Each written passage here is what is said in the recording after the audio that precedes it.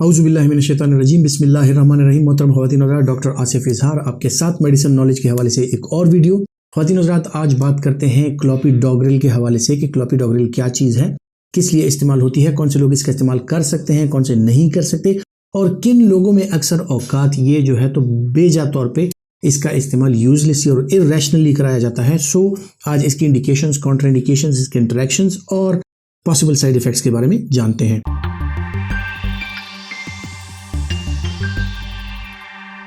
ख़वातीन हज़रात, क्लोपिडोग्रिल जो है वो प्लेटलेट एग्रीगेशन को रोकता है, जहाँ पर छोटी शरियानों में प्लेटलेट्स जमा होकर और क्लॉग बना के और उसकी क्लॉटिंग हो जाती है। सो इन कंडीशंस को रोकने के लिए एंटी प्लेटलेट थेरेपीज़ का इस्तेमाल किया जाता है, जिनमें एस्प्रिन लो डोज में नुमाया चीज़ है और उसके साथ जो दूसरी चीज़ है वो क्लोपिडोग्रिल है। सो इसका इस्तेमाल जो है वो एक साथ भी कराया जा सकता है और इसका इस्तेमाल जो है अलग अलग चीज़ों में भी इसका इस्तेमाल कराया जा सकता है, खुसूसन उन लोगों में जिनमें खून जमने की जो अलामात होती हैं या खून जमने की वजह से जो मसाइल पैदा होते हैं छोटी शरियानों में, उनमें इसका इस्तेमाल कराया जा सकता है। जिनमें जो प्रोकोएगुलेंट स्टेट्स होती हैं, जो ब्लड की कोएगुलेशन हो जाती है और ब्लड क्लॉट हो जाता है, सो उन कंडीशंस में प्रोकोएगुलेबल स्टेट्स में इनका इस्तेमाल कराया जा सकता है। खुसूसन उन लोगों में जिनको इस्कीमिक स्ट्रोक यानी वो फालिज हो जाता है, जिसमें आपकी दिमाग की शरियानें जो हैं वो ब्लड क्लॉटिंग की वजह से बंद हो जाती हैं। Haemorrhagic stroke on the other hand, जहाँ पे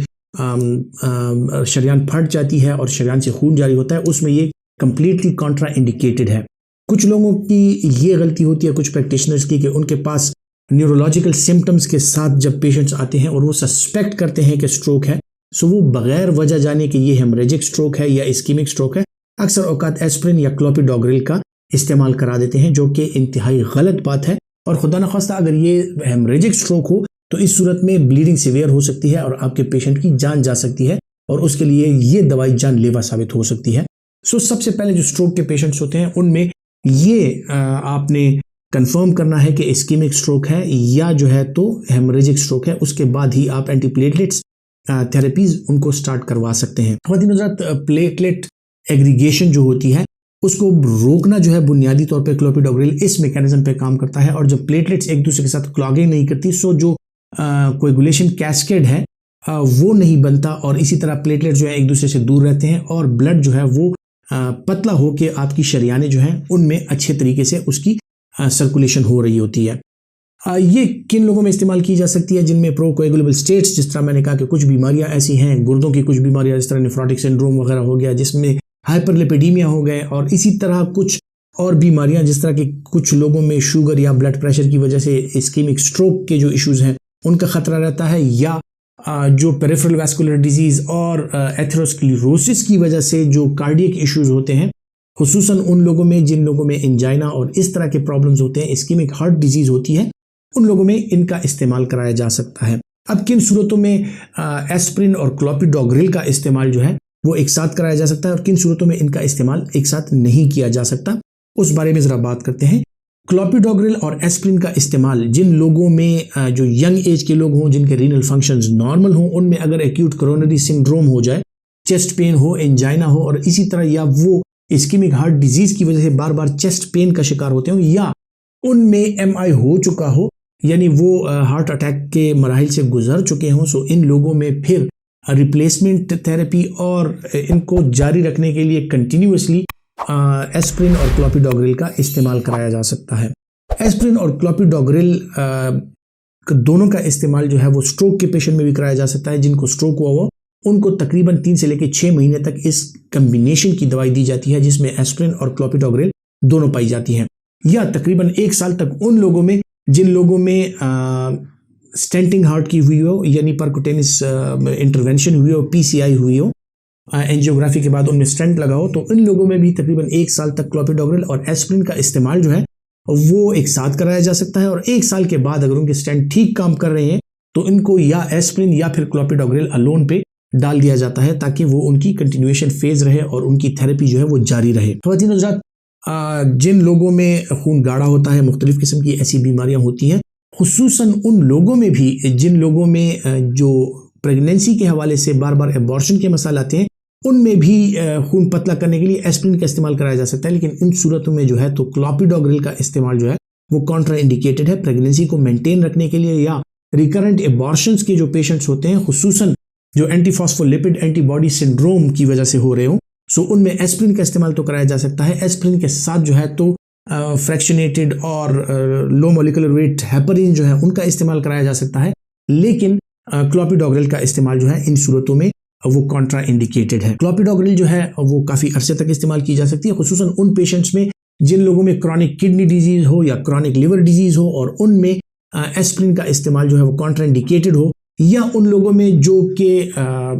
पेप्टिक अल्सर का शिकार हो और उनको कोई कार्डियक इशू हो या इस तरह का इशू हो कि उनको एंटीप्लेटलेट थेरेपी की जरूरत पड़ती है, तो एस्प्रिन की बजाय उनमें क्लोपिडोग्रिल का इस्तेमाल जो है वो सेफ कर दाना जाता है और महफूज तरीके से इसका इस्तेमाल किया जा सकता है। सो जिन लोगों में एस्प्रिन कॉन्ट्राइंडिकेटेड है उन लोगों में इसका इस्तेमाल कराया जा सकता है, और एस्प्रिन जो है ये उसके नेमुल बदल के तौर पे एज एंटीप्लेटलेट थेरेपी ये काम कर सकती है। ख़वातीन हज़रात, इसकी डोजेज के हवाले से अगर बात की जाए तो इसकी डोजेज जो है वो 75 मिलीग्राम और 150 मिलीग्राम टैबलेट फॉर्म में ये अवेलेबल है। सो इसका लो डोज में जो इस्तेमाल है एंटीप्लेटलेट थेरेपी के लिए अगर आप इसका इस्तेमाल कर रहे हैं, सो वो 75 मिलीग्राम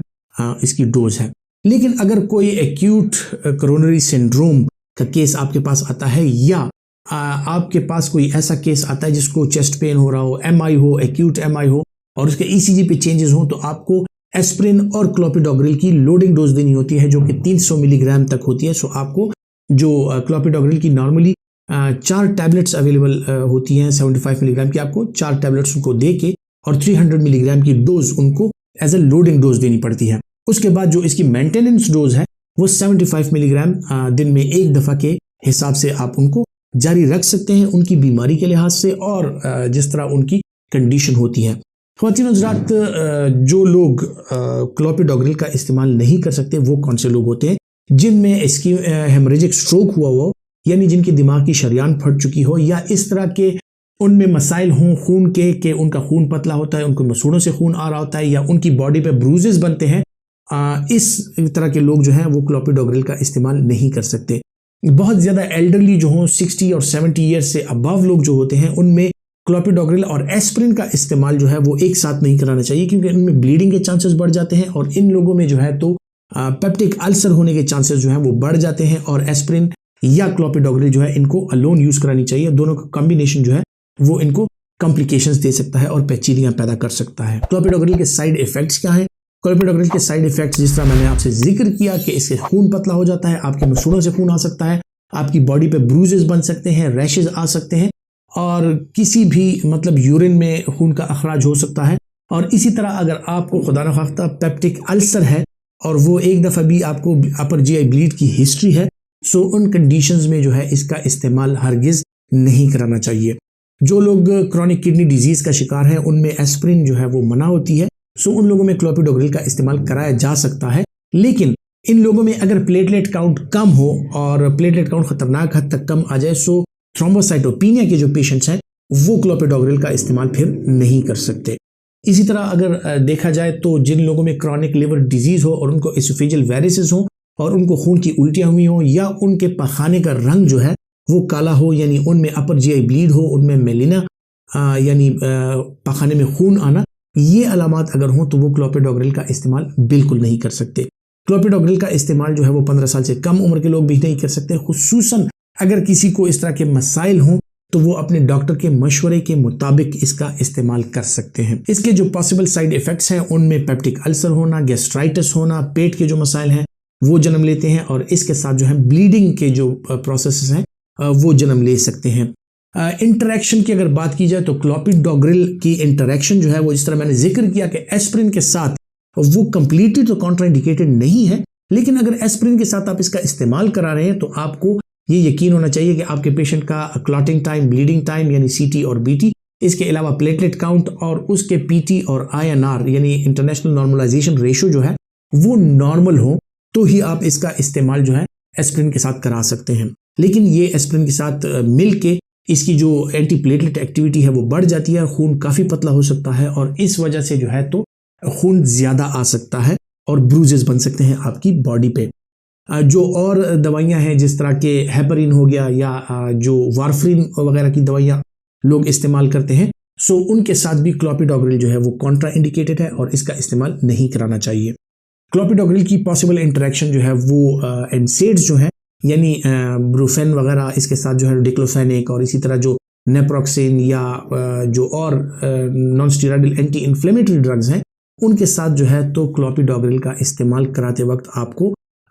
अपने पेशेंट की कंडीशन के बारे में इल्म होना ज़रूरी है और ये इन इंटरेक्शन आ सकती है और इनकी डोज एडजस्टमेंट जो है वो आपको करनी पड़ सकती है। बाज़ औक़ात कुछ कंडीशंस ऐसी हैं कि जिनमें लाइफ लॉन्ग आपको एंटीप्लेटलेट थेरेपी की ज़रूरत पड़ती है, तो आप अपने डॉक्टर के मशवरे के साथ जो है तो क्लोपिडोग्रिल या एस्प्रिन या इन दोनों का और या इनमें से किसी एक का इस्तेमाल जो है अपने डॉक्टर के मशवरे से कर सकते हैं। ख़वातीन हज़रात, उम्मीद करता हूँ कि ये तस्करा जो है ये आपके लिए फ़ायदेमंद साबित होगा और इससे जो है तो आपको अपने मेडिसिन के मुतालिक जानने में काफ़ी मदद मिलेगी। और अगर आप समझते हैं कि ये इन्फॉर्मेशन आपके लिए फ़ायदेमंद है तो आप यकीनन दूसरों तक पहुंचाना चाहेंगे और इन वीडियोस को ज़्यादा से ज़्यादा शेयर करेंगे। अपना बहुत सा ख्याल रखिएगा।